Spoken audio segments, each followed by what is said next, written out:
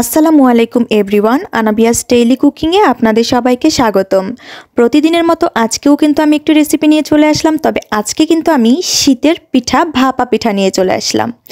আর আজকে আমি খুব সহজেই ভাপা পিঠাটি তৈরি করে দেখাবো এবং ঘরে থাকা হাঁড়ি দিয়েই কীভাবে ভাপা পিঠা বানানো যায় সেটাই কিন্তু আপনাদের সাথে খুব সহজে শেয়ার করব। যারা কিনা কখনো ভাপা পিঠা বানাননি বা বানাতে পারেন না, তারাও কিন্তু আজকের এই ভিডিও দেখে খুব ইজিলি বানাতে পারবেন। তো আজকে আমি চেষ্টা করব এরকম হাঁড়িতে করে আর এরকম স্টেইনারে করেই ভাপা পিঠা বানানোর জন্য। আর এরকম হাঁড়ি বা স্টেইনার এগুলো তো কম বেশি আমাদের সবার ঘরেই থাকে।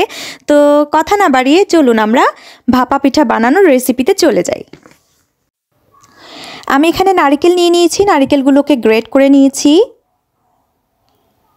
দেখতেই পাচ্ছেন এভাবে করে নিয়েছি, কোড়ানি দিয়ে কুড়িয়ে নিয়েছি। আর এখানে আমি অরিজিনাল খেজুরের গুড় নিয়ে নিয়েছি, গুড়টাকেও আমি এইভাবে গ্রেট করে নিয়েছি। আর এখানে লম্বা লম্বা করে নারকেলটাকে কেটে নিয়েছি, লম্বা লম্বা চিকন চিকন করে ডেকোরেশন করার জন্য। আর এখানে আমি ছোট মাটির পাত্র নিয়ে নিয়েছি পিঠা বানানোর জন্য। এরকম পাত্র কিন্তু দোকানে কিনতে পাওয়া যায়, আপনারা চাইলে যে কোনো ছোট বাটি বা ঢাকনা দিয়েও করতে পারেন। আর এখানে আমি মশারির ছেঁড়া অংশ কিছুটা নিয়ে নিয়েছি। আর আপনারা চাইলে কিন্তু এরকম নেট কাপড় বা মশারি কাপড় না নিয়ে পাতলা গেঞ্জির কাপড়ও নিয়ে নিতে পারেন, কোনো সমস্যা নেই। আর আমি কিন্তু আজকে ঘরে থাকা হাঁড়ি দিয়েই ভাপা পিঠা বানিয়ে নিব। তো আমি এখানে একটা হাঁড়ি নিয়ে নিয়েছি, হাঁড়িতে কিন্তু আমি অলরেডি পানি বসিয়ে দিয়েছি। আর এখানে আমি একটা স্টেইনার নিয়ে নিয়েছি। এরকম আপনারা চাইলে যে কোনো ছিদ্রযুক্ত জিনিস নিতে পারেন, এরকম স্টেইনার হোক বা জ্বালনি হোক বা প্লাস্টিকের কোনো কিছু হোক, আপনারা কিন্তু নিতে পারেন, এতে করে কোনো সমস্যা নেই। আর এরকম একটা ঢাকনা অবশ্যই লাগবে, যাতে ভাপগুলো খুব সহজে বের হতে না পারে।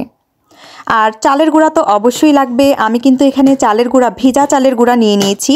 আপনারা চাইলে কিন্তু দোকান থেকে চালের গুঁড়া কিনে নিয়ে এসেও এই পিঠাটি বানাতে পারেন, কোনো সমস্যা নেই।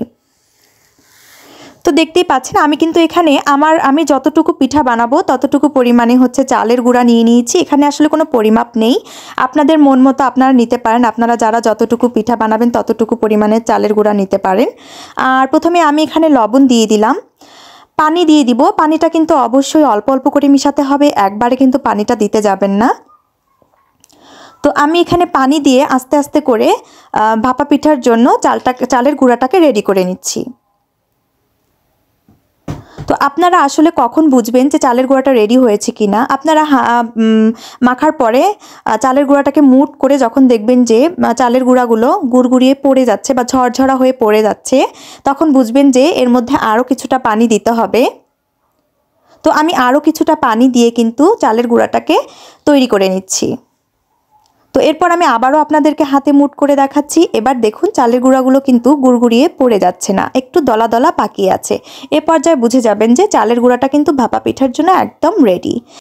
তো আপনারা কিন্তু এরকম চালনিতে করে চালের গুঁড়াগুলো চেলে নিতে পারেন, তাতে করে কিন্তু গুঁড়াটা পিঠার যে দানাগুলো ছোট ছোট হবে বা চিকন দানার হবে। আর আমি কিন্তু এরকম একটা স্টেইনার নিয়ে নিয়েছি, এর ছিদ্রগুলো একটু বড় বড়। আমি কিন্তু এরকম স্টেইনারে করেই চেলে নিব, তাতে করে একটু মোটা দানার হবে পিঠাটা। আর আমার কাছে মোটা দানার পিঠা অনেক ভালো লাগে, তাই আমি এটা করছি। আপনারা চাইলে নাও করতে পারেন, এটা আপনাদের ইচ্ছা। তো আমি কিন্তু এইভাবে সবগুলো চালের গুঁড়া চেলে নিয়েছি। দেখতেই পাচ্ছেন সবগুলো চালের গুঁড়া কিন্তু চালা হয়ে গেছে। তো আমি এখন পিঠাটি সাজিয়ে নিব। একটি পিঠা আপনাদেরকে সাজিয়ে আমি দেখাচ্ছি। প্রথমে আমি এখানে কিছুটা পরিমাণ চালের গুঁড়া দিয়ে দিলাম, তারপর এখানে আমি কিছুটা পরিমাণ গুড় দিয়ে দিলাম। আপনারা কিন্তু গুড়টা বুঝে দিবেন, অনেক সময় কিন্তু গুড় বেশি দেওয়ার কারণে পিঠা ফেটে যায় বা ভেঙে যায়, তো সেইভাবে গুড়টা দিতে হবে। তারপর এখানে আমি নারকেল কোড়ানো দিয়ে দিলাম বা নারকেল গ্রেট করাগুলো দিয়ে দিলাম। তারপর আবারও আমি এখানে চালের গুঁড়া দিয়ে আবারও উপর দিয়ে গুড় দিয়ে দিলাম, আবারও নারকেল কোড়ানো দিয়ে দিলাম। আমি কিন্তু এটা 2 স্টেপে করলাম বা 2 বার দিয়েছি। তারপর আমি সব শেষে চালের গুঁড়া দিয়ে গুঁড়াগুলোকে আপনারা দেখতেই পাচ্ছেন আমি কিভাবে দিচ্ছি। অবশ্যই চেপে চেপে দেওয়া যাবে না, কিন্তু হালকা হাতে আলতোভাবে আমি উপরের যে এক্সট্রা চালের গুঁড়াগুলো সেগুলোকে ফেলে দিয়ে সমান করে নিয়েছি। নিয়ে এর মধ্যে আমি লম্বা লম্বা করে কেটে রাখা নারকেল দিয়ে ডেকোরেশন করে নিচ্ছি। তো এখন কিন্তু আমি সেই মশারির নেট দিয়ে এই পিঠাটাকে মুড়িয়ে ঘুরিয়ে নিব, পেঁচিয়ে নিব। এখন কিন্তু পিঠাকে ভাপে দেওয়ার পালা। তো এখানে কিন্তু আমি স্ট্রেনার বসিয়ে দিয়েছি আর পানিটাতে কিন্তু বলক উঠে এসেছে। আপনারা কিন্তু অবশ্যই খেয়াল রাখবেন স্ট্রেনারটা যেন কোনোভাবেই পানিতে ডুবে না থাকে, যেন স্ট্রেনার থেকে পানির দূরত্বটা মোটামুটি ভালো রকমই থাকে, পিঠা যাতে ভিজে না যায়। আর এখানে আমি ঢাকনা দিয়ে দিলাম। ঢাকনাটা অবশ্যই মাপ মতনই দিবেন, তাতে করে হাওয়াটা বেশি বের হতে পারবে না এবং পিঠাটা খুব ভালোভাবে হয়ে যাবে। আর পিঠাটা হতে কিন্তু খুব বেশি সময় লাগে না, দেখতেই পাচ্ছেন আমার পিঠা কিন্তু হয়ে গেছে। তো এখন কিন্তু আমি পিঠাটি উঠিয়ে নিচ্ছি।